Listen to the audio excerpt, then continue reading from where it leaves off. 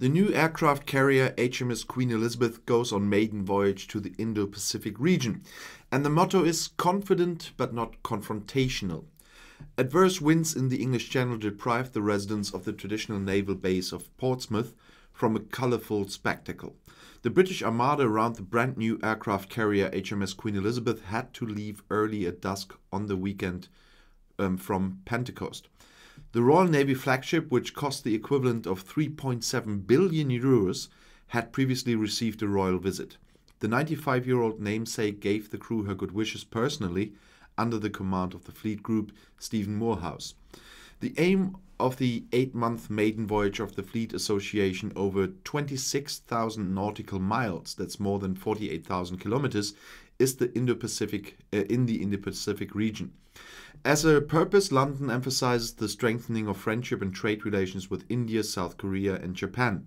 The unspoken issue is the kingdom's new foreign and defense policy after Brexit, and the strategic challenge posed by China's recently aggressive behavior in Southeast Asia. On board the 65,000-ton giant, there is not only fighter planes and helicopters, but also a popcorn machine. The 250 Marines are likely to be primarily interested in its output. The presence of the elite unit is just as much a sign of transatlantic cooperation as is the participation of pilots and maintenance personnel from 10 US Air Force F-33B jets and the destroyer escort USS The Sullivans. In addition to 6 Royal Navy ships and a submarine, the association also includes the Dutch frigate HMS Evertsen. According to the government, they will appear self-confident but not confrontational.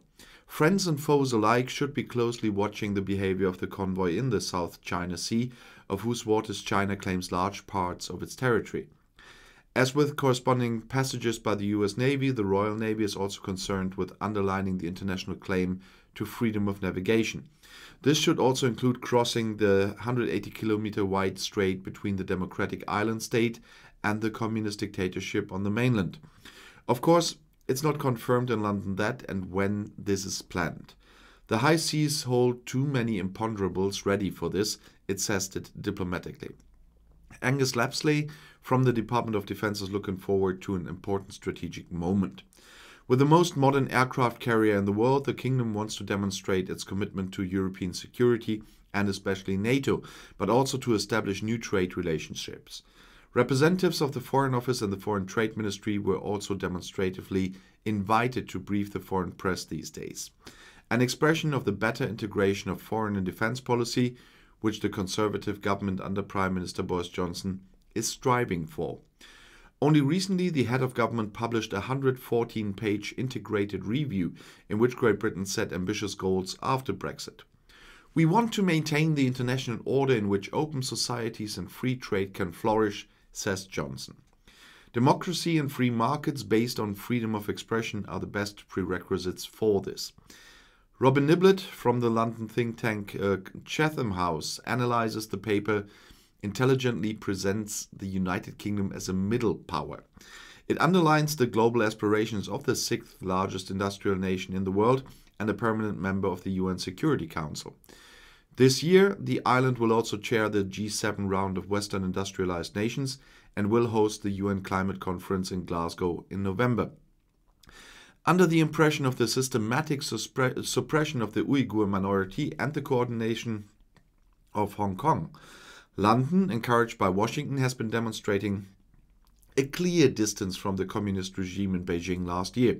With a view to important trade relations and climate protection negotiations, Johnson has expressly avoided a confrontation with China, even the declaration of a new Cold War, sometimes which Hawkes resents him in his own camp. If you are friendly, you can speak of a policy of strategic ambiguity, said former National Security Advisor Lord Peter Ricketts. Or is it more a question of indecision? In any case, the 3,700 members of the armed forces are facing varied and adventurous months. Again and again, individual members of the association should swarm out. After all, not all nations along the way wanted to accommodate the entire convoy at the same time. From the Mediterranean, for example, only a frigate or a destroyer is supposed to head for the Black Sea to fly the flag to NATO allies Bulgaria, Romania and Turkey, as well as friendly Georgia. The 4 most important port visits are planned in India, Singapore, South Korea and Japan. And if you want to stay informed, please subscribe to my channel. I'll see you in my next video. Auf Wiedersehen.